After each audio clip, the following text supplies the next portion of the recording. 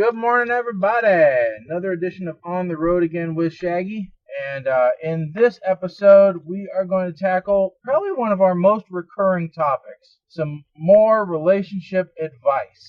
And I think one of the reasons why this topic gets covered so much on the On the Road Again segment is usually because I'm either going to or leaving from home. And, also because on the regular radio show, Mike and I are married. Colin's not. So I don't want to make Colin feel bad by bringing up, hey, here's a problem in a relationship, or here's how you solve a relationship, or whatever. Not because I don't think he'll ever be in a relationship. I think he just needs to find the right person, the right motivation, and all that kind of stuff. But I don't want to make him feel not included in the conversation. So that's why this seems to be a fairly good place to do it at. And if he wants to listen in, which he never does, so be it. So a little bit of relationship advice, and this is going to be something that mostly I think the men are going to relate to, but ladies, you can get something out of this as well. So, it's not purely on one side. And it starts off with a question. What is a fight worth? Okay? And let me tell you exactly how this came about. All right? So, I have a riding lawnmower at my house. All right? It was because we used to mow the grass with a push mower. All right? And then we went to a self-propelled. And my wife takes care of the yard because she knows I can care less about it. If it was up to me, it would either be concrete or those shredded tires or, AstroTurf, something that I don't have to maintain because I just don't care about the outdoors. I never have cared about them, and I never will care about them. All right, so she cares about them, she likes them, so she takes care of them. So I kept getting her a different mower so that it wouldn't hurt her back and so that it was easier on her, until we eventually graduated to a riding lawnmower. We are now on our second riding lawnmower, and she tells me, hey, the yard looks like we are growing straw because it grows so fast I can't keep up with it. We really need to, instead of having a side discharge mower, get a mulching mower. That will keep the grass from, all the clippings from getting so big out in the yard. Right? I don't know if the science actually backs up her claim or not.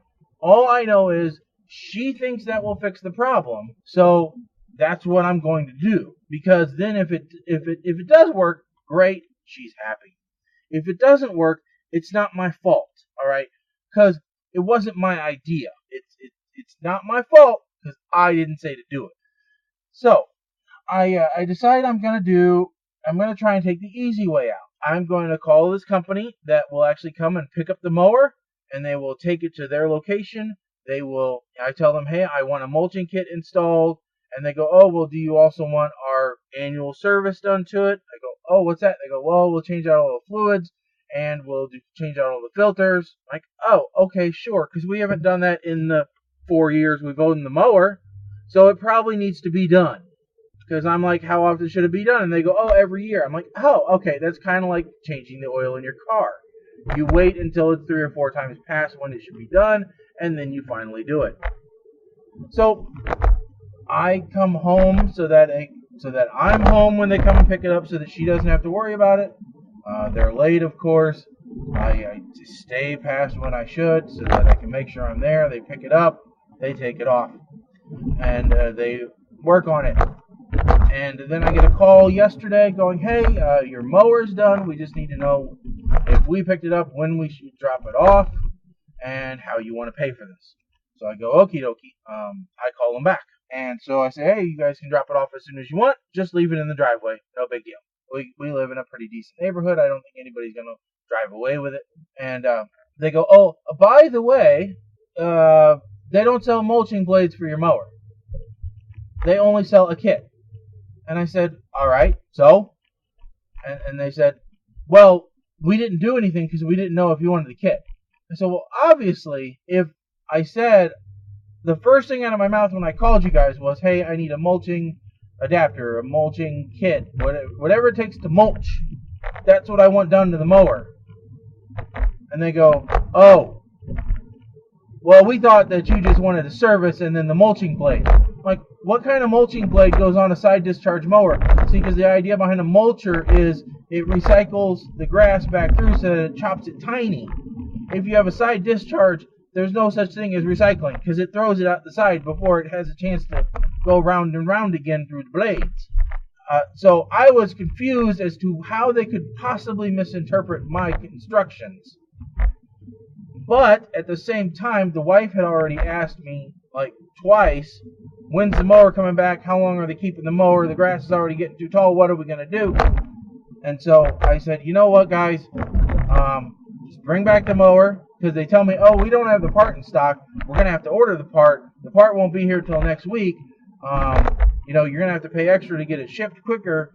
And I'm like, all right, this is just getting ridiculous. Just bring me back my damn mower and order the part, and I guess I'll just find a way to get it there again. And so I say, bring me back my mower. I call the wife to let her know, hey, the mower's headed home, but there's a slight hiccup. Well, suddenly now I feel as if it's my fault. Somehow I screwed stuff up when I'm talking to her, even though I plainly know that I told them what I wanted. And I'm talking to a buddy of mine at work, explaining the situation to him. And he goes, well, you could have borrowed my mower, blah, blah. And I'm like, no, that's not the point. The point is not could I have borrowed a mower. The point is I'm trying to solve a problem. I'm trying to avoid an argument.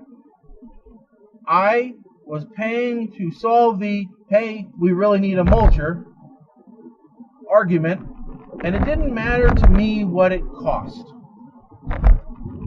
And I told him, at this point, I am just about ready to say, screw it, sell the mower, and just pay someone to mow the damn yard on a regular basis.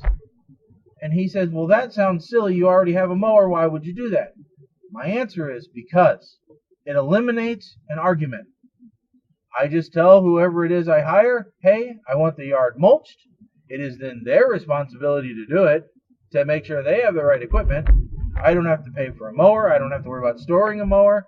I don't have to pay for gas. I don't have to pay to have it serviced. I don't have to, do any of that stuff. I don't have to replace it later on. I don't have to worry about sharpening blades. I avoid all these issues and all these potential arguments. And he goes, well, and I'm like, no, you don't understand. I'm like, recently we switched to a company because it's just the wife and I at home now. We switched to this thing called Home Chef, which is like HelloFresh or Blue Apron or any of the other ones, a home meal delivery service.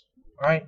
So there are 3 nights a week that I don't have to answer the question, what do you want for dinner? All right? And I told him, I said, every one of those nights, it cost me $20. That's what Home Chef cost me. It's $20 a meal for the two of us. All right? $10 a person. I would gladly pay $50 a meal to not have that discussion for a night. If I don't have to answer, what do you want to eat? Then I don't have to say, I don't care, whatever you want.